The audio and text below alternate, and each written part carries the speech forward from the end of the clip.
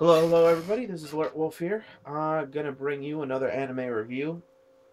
This time doing it on, and I'm cheating. I'm using my phone for the title. It's BTOOOM. Well, not for the name of the episode. It's BTOOOM episode 8. This one's called White Ghost. Um, Now just quick little thing. All right, so I'm testing out. I just got my new phone in. I don't know. I put out an unboxing video on it, but the Nokia Lumia 920. And so what I'm doing is it has a 1080p 1080p rear video for the rear camera and 720p in the front. Now I'm going to try the rear one out here. Just let me grab one thing. Now, just to diverge, this was the camera I was using for all the episodes thus far. All my videos thus far. So now I'm going to try this and see if it works. I mean, the first couple of videos I used this, but it had it really, the 720 video was only meant to be done in short spurts, and it would reset on me, and I tried it at night, and it wasn't a good nighttime camera. So this one's supposed to be good regardless of daylight or night, and so I'm gonna try it. I mean, I bought a little mount for it to hook up to my tripod, so I'm gonna test it out. All right, and one other thing, this review is coming out a little late. So did my my excuse me, my Blasted Tempest review also went out a little late. Basically, that's just because of Thanksgiving, and then Black Friday. I was exhausted, and I didn't even get home because I was away. So I was able to put one out this morning, and I figured I'd put this one out tonight. Just give a little break in between them, and I did put out the Quantum of Solace. Excuse me, that was the last movie. The Skyfall movie reviewer that I did too. So you guys got stuff for me. So anyway, here's and again, no word on when Tron's gonna resume. So, and we have to wait till January for the DC Nation stuff to come back. So, I think this is probably, unless they release another Green Blood manga chapter, which I don't know if they're gonna do, considering 2 came out this week. I think this is probably the last video for this week. So, all right, let's get right into it. So again, this episode starts off in a flashback. We get it's a Himiko flashback, and basically, it's what happened to her. I guess shortly after the events of almost getting raped in the real world, and that. And you can see on her desk it was trash. People wrote, scratched on it, traitor and creepy bitch must die or something like that. So they're, you know, it kind of makes me angry on a personal level because I almost want to bitch slap these women who are doing this because they're angry at her for not saving her or staying. Like, had she stayed, they would have all gotten, she would have gotten raped too, and they would have probably been killed and their bodies been dumped somewhere, right? Because you don't need 5 witnesses to a rape. So the fact that she was able to escape and get the police saved these chicks' lives. It didn't stop them from getting raped, and her friend got raped anyway. But she couldn't. There's no way she could have fought off 5 dudes. But whatever. All right. So a part of me just wants to bitch slap him and be like, look, you sent your friend who saved your life into a hellhole. This is what you did. All right. But anyway, we also see that she became withdrawn, and she started playing BTOOOM more and more and more. And her relationship with Sakamoto, they show there too, gets better, and you could tell Sakamoto cares about her, at least in the game. You know. And then we flash back to the present. She's looking at Sakamoto, and he's like slightly crying. And you know what? Other characters in anime and manga, when they cry, you kind of think of them as bitches. But Sakamoto has cried quite a few times in this anime series thus far. And you know what? it has to do with how they're handling this and the realism of not the realism is the wrong word, but the just the mental anguish of being forced to kill and being turned into something you're not, and the realization of all those things. I think him crying in these scenes uh is telling that he's still human, you know, and he's a human character. He's not cold blooded, and I like that.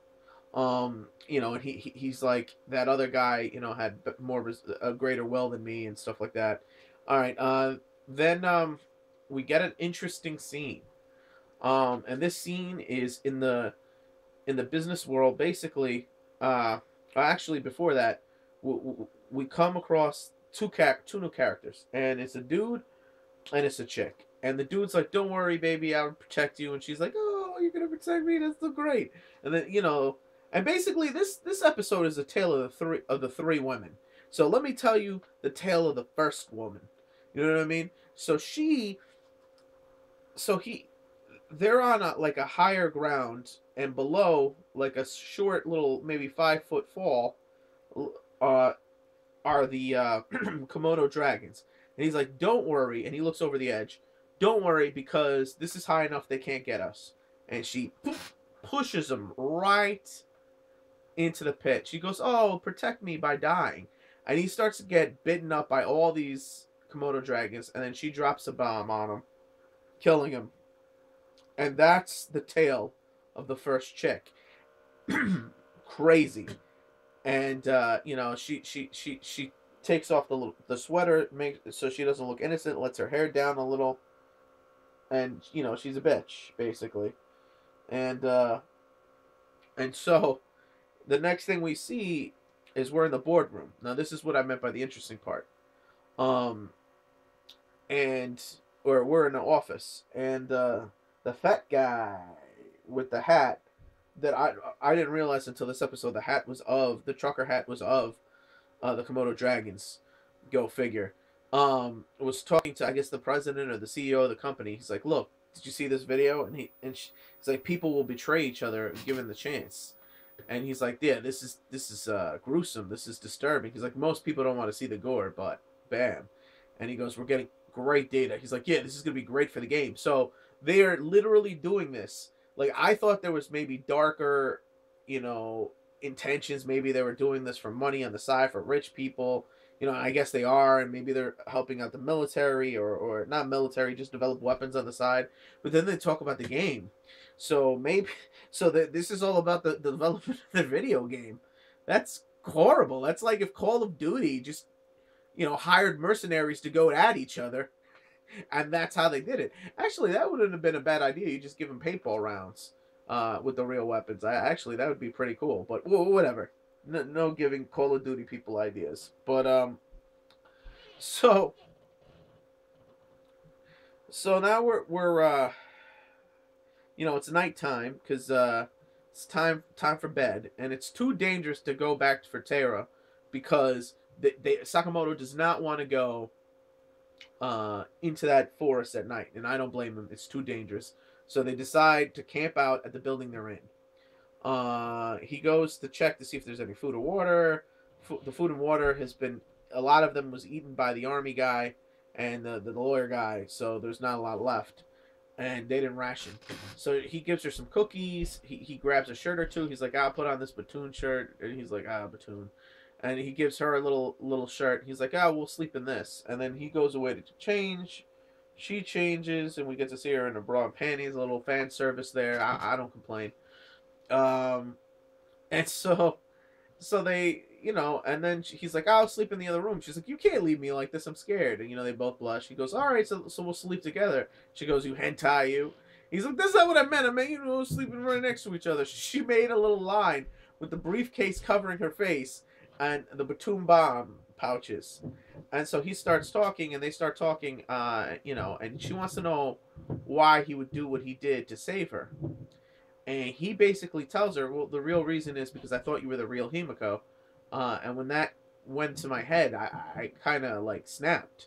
it happens to me every once in a while. I turn into this other self. Maybe it's the real me, and I'm badass, basically, and I do things without thinking, and I just act and react, and that's the game mode. I love him in game mode, right? So he basically explains how important she was. He's like, listen, I was a neat. And for those of you who've never heard this term before, a need is somebody who's young, unemployed, and he explains this, has no job, unemployed, doesn't leave his room, and basically sits in his room all day on a computer or on a video game system. And need are usually young guys, so they're gamers basically with no lives. That's what it is. A gamer with no life is a need. You know what I mean? So just in case you hadn't heard that before, that's the term in Japanese society for this type of individual. And it doesn't have to be games, but usually they're shut up in the room, like recluses and hermits, and they're basically on their technology. Um, so so he explains how important Himiko was. She saw him for him, and to him, the people he knew online, since he didn't go out and interact with people, um, were his real friends, and he would do anything for them. Basically, and he thought, and then when she's done explaining this to her, he thought she fell asleep again, and she didn't fall asleep. She was holding back crying and covering her mouth so he wouldn't hear the fact that she's in tears, and she's been so moved by this because he proved that he was the real Sakamoto. I mean, part of her was scared to let another guy in. Maybe she didn't realize if he was the real Sakamoto or not. But this confirms it for her, and she doesn't know what to do because she honestly kind of loves him too, and and she should just tell him, but she doesn't know how to do it, and she's scared. So what happens is they go to sleep, and then we see the white ghost. The shadowy figure with dark hair appears with a flashlight over her, scares her half to death. They run away. She wakes up Sakamoto. They start looking for the ghost. They start. He starts pinging. He doesn't find anything. They're searching for it. Uh, they're gonna go to different floors, and she doesn't want to be alone. And then he realizes that there's a light on in in the building. Excuse me, in the building. In the building across from them. So he's like, listen, you stay here, keep the flashlight, double ping it if it's an emergency. I'm gonna go. Uh, I'm gonna go and try to help and try to find out who did this. So he goes and he finds a room, and inside the room is the lantern going, and somebody's been held up in there for a long time. It doesn't look like a recent game thing. Maybe it's from the previous game. So then he realizes, he's like, wait a minute, if nobody's here, this is a trap. Shit, I need to get out. And he gets just from behind, and this person has a sickle. He's able to kick him off because this person's very frail, and knock her out. And then that's when he sees her panties. He's like, "This is a chick, yo," and she doesn't have an arm. Her hand has been blown off, and that's why she doesn't have a chip, and she doesn't show up radar. So he puts her on the bed, on the cot, and he goes to tell Himiko what's going on, and to go back. And Himiko, scared, and smashes him in the face with a flashlight. Just bam! He's like, ah, my face. Why are you always hitting me, you crazy bitch? And no, he didn't say that. But and then she's like, what? You want us to go over there? Yeah. He's like, yes, let's go over there. And so they go, and uh, as soon as the chick wakes up and sees him, she freaks out about what women, or about he's a man and blah blah blah. So okay, time for the story of the second chick. All right, because remember, this is the tale of three women, and so the other woman in this, obviously, Himiko is the whole story is the tale of her, but this is this girl's tale, and basically, she was a nurse. Just to sum things up, she was a nurse. She's from the previous games. It's been 6 months since she's been on the island. She was a nurse. She really admired and was in love with this doctor. This doctor fucked up an operation. She altered the medical charts to try to save his ass. He, in the end, sold her out. She said the hospital her out. He sold her out. So she got fired. Then people started hating her. Then she received a note in the mail saying if there's anybody you want to get rid of. But then the next thing you know, she's on the island. And it's not just her, but the doctor, because you assume that she wrote the doctor's name too. So her and the doctor agree that to let bygones be bygones. They fall in love, supposedly, and they agree to just stay alive and kill as many people as possible until they get the 7 ships and get the fuck out of there. And you know, all of this is about not trusting men, by the way. That's why she's telling Himiko her backstory.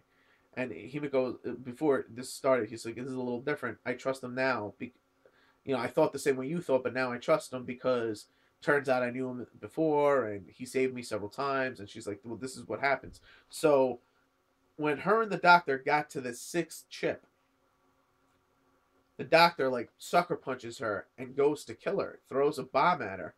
She blocks it with her bombs, blows off her hand, and he gets the 7th chip.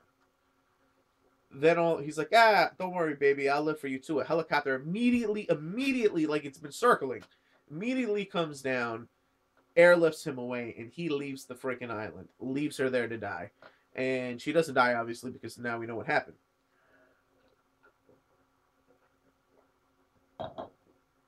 So they go to leave. He's like, Himiko tells Sakamoto of the part of the story, not the whole story, but part of the story on what happens. He's like, well, that's great. What if we jump the helicopter once we get the 7th ship? Because he had 3 in his hand. Tara has, I don't know if he realizes Tara has like 4 or 3 or 4. They're at pretty much 6 or 7. They're good to go. Or maybe he had 2 in his hand. Well, whatever. Doesn't matter. He still had some in his... No, 3. 3. Because he took the other guy's chip. Yeah, 3. So he's like, we're going to jump this ship, and we're going to escape, threaten the helicopter pilot, and all of us will get out of here. Tara, her, we'll all just leave. Like, and this is how Sakamoto's thinking, and this is a good thing. But she couldn't tell him about what happens to people when they get to the 6th, after the 6th ship. She just couldn't say it. She couldn't tell him. And that's her thing. So now so her tale is that she kind of loves Sakamoto now that she knows who he is. And she's falling in love with him in the real world now. But there's still a part of her that's closed off, understandably, because she's almost been raped a few times. So that was the episode. Well, no. Actually, we get the extra scene, and Taira's all bandaged up. His arm is in a sling. He's still in pain. You're wondering who did this. They pan out. It's the sleazebag, scumbag doctor dude. He's like, I can't believe somebody sent me back to this place. Well, you can't believe you're a scumbag. You just screwed another person and you got sent back. So we see scenes in the next episode. And this one's called Strongest Player. It shows the dude with the sunglasses who looks super badass. It shows the chick is there and she's crazy. And then we have the doctor dude there pretending to be a nice guy again. So, that being said, I'm going to give this episode there wasn't really any action in this one. But it was a good story. So I'm going to give it a 3.5 out of 5. It was pretty good. Yeah, it was pretty good. It was a pretty good episode. I wasn't disappointed by any of it. I loved the story. Again, there could have been a little bit more action. We just did see 1 death. And we got to see an arm blown off, sort of. So that's pretty cool. We got to see nasty panties. But, yeah, I would say a 3.5 out of 5. It was, like I said, it was a very good episode. I enjoy the story, so I don't mind story episodes. But I'm sure this video is running long because I did a lot of superfluous talking. So this is me saying, click it up if you like it, comment if you must, subscribe if you can, and this is alertwolf signing out. Oh, come on.